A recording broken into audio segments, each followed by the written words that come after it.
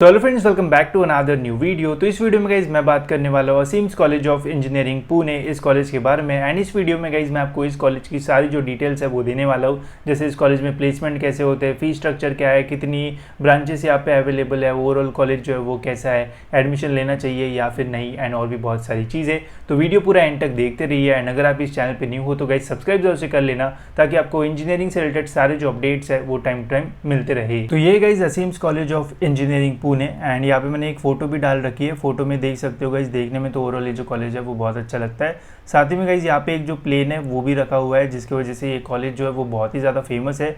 And plane वाला college भी इसे जो है वो काफ़ी लोग जो है वो बोलते हैं। तो जब भी आप इस कॉलेज में जाओगे तो इस प्लेन को जो है वो ज़रूर देखना।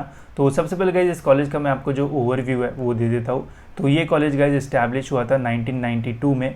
लोकेशन है इसका Kennedy road near RTO Pune. Pune में एकदम ये प्राइम लोकेशन है। एंड मतलब सारी चीज़ें आपको आसपास जो है वो इजीली मिल जाएगी। इंस्टीट्यूट टाइप है guys private, non autonomous, autonomous नहीं है, प्राइवेट कॉलेज है। एफिलेटेड है गाइज ये पुणे यूनिवर्सिटी के साथ, जो कि एक बहुत अच्छी यूनिवर्सिटी है। इंस्टीट्यूट कोड है गाइज इसका 6278। जब भी आप इस कॉलेज को सर्च करोगे तो कॉलेज कोड जो है वो ज़रूर देखना, बिकॉज बहुत सारे कॉलेज का नाम जो है वो सेम रहता है, तो इससे आप जो है वो आइडेंटिफाई कर सकते हो। कैंपस एरिया की बात करें गाइज तो ऑलमोस्ट 11 एकर्स के आसपास का हमें जो कैंपस साइज़ है वो देखने को मिल जाता है। एंड कैंपस में आपको ऑलमोस्ट सारी जो चीज़ है वो मिल जाएगी। कनेक्टिविटी की अगर मैं बात करूँ गाइज तो पुणे में ऐसे आपको कनेक्टिविटी का कोई भी जो प्रॉब्लम है वो नहीं आएगा। इस कॉलेज से गाइज जो नियर बाय एयरपोर्ट है वो ऑलमोस्ट आपको 8.5 किलोमीटर के आसपास जो है वो देखने को मिल जाएगा। नियर बाय रेलवे स्टेशन भी बहुत ही पास है। एंड लोकल भी चलती है पुणे में, तो कहीं से भी कहीं पे भी जाना है तो इजीली आप जा सकते हो। अगर आपको पुणे से लोनावला भी जाना पड़े तो 15-20 रुपये में आप इजीली जो है वो जा सकते हो। बसेस एंड ऑटो की भी जो फैसिलिटी है वो आपको मिल जाती है। तो कनेक्टिविटी का ऐसा कोई भी प्रॉब्लम नहीं है इस कॉलेज के लिए। स्ट्रीम्स ऑफर्ड की अगर हम बात करें गाइस तो इस कॉलेज में मल्टीपल स्ट्रीम्स आपको जो है वो देखने को मिल जाएगी। सिविल ब्रांच है यहाँ पे, जिसका इंटेक है 120 स्टूडेंट्स का। रोबोटिक्स एंड ऑटोमेशन का 30 का इंटेक है, जो कि अभी अभी स्टार्ट हुआ है 2022 में। कंप्यूटर इंजीनियरिंग है 120 का इंटेक है।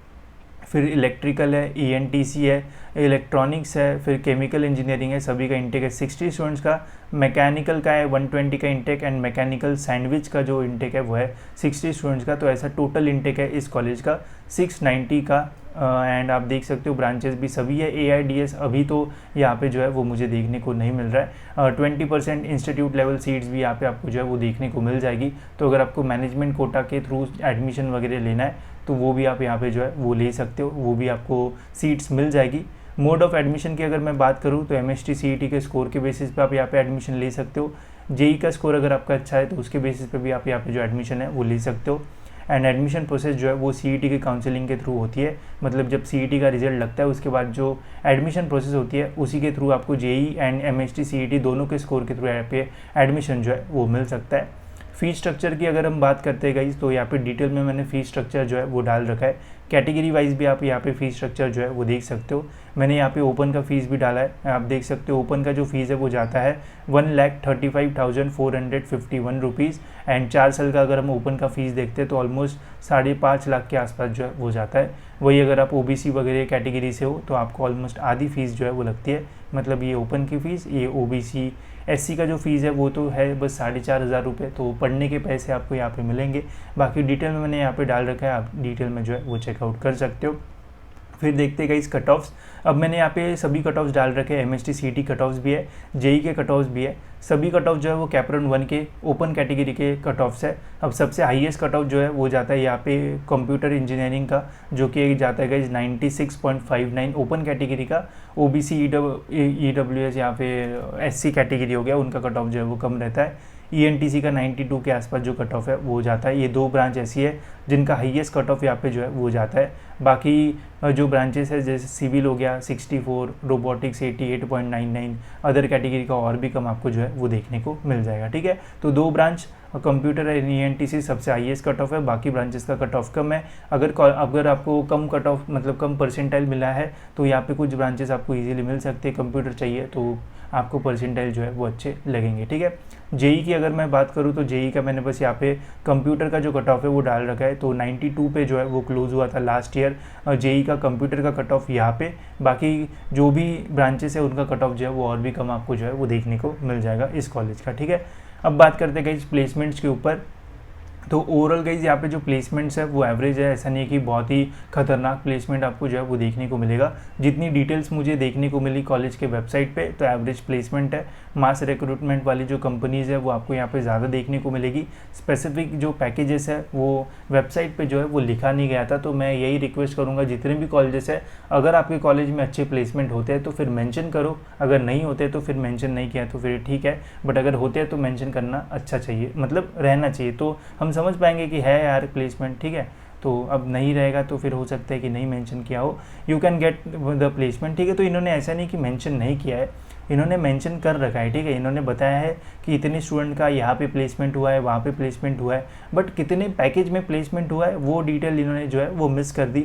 अब क्यों मिस कर दी पता नहीं, डालना चाहिए था, ठीक है। यहाँ पे और भी ऐसे बहुत सारे नाम थे, तो जितने नाम इस PDF में आ सके वो मैंने डाल दिए। और भी बहुत सारे नाम थे यहाँ पे, अगर आपको चेक करना है तो वहाँ पे जाके गाइस आप जो है वो चेक कर सकते हो। बट यहाँ पे ऐसे डिटेल में एवरेज पैकेज, हाईएस्ट पैकेज भी जो है वो डिटेल में मेंशन नहीं किया गया था। बट अगर हम अप्रॉक्सीमेटली देखते, मैंने कुछ स्टूडेंट से बात की थी, तो 10-15 के बीच में आपको हाईएस्ट पैकेज यहाँ पे देखने को जो है वो मिल जाएगा। एवरेज पैकेज की अगर हम बात करें तो जनरली जो एवरेज कंपनीज आती है वो 4 से 5 लाख के आसपास का जो पैकेज है वो प्रोवाइड करती है। तो एवरेज आपको इसके आसपास देखने को मिलेगा, हाईएस्ट आपको इसके आसपास देखने को मिल सकता है। अगर और हाईएस्ट जाता है कोई और, मतलब आपको इन्फो पता है तो आप कमेंट में मेंशन कर सकते हो।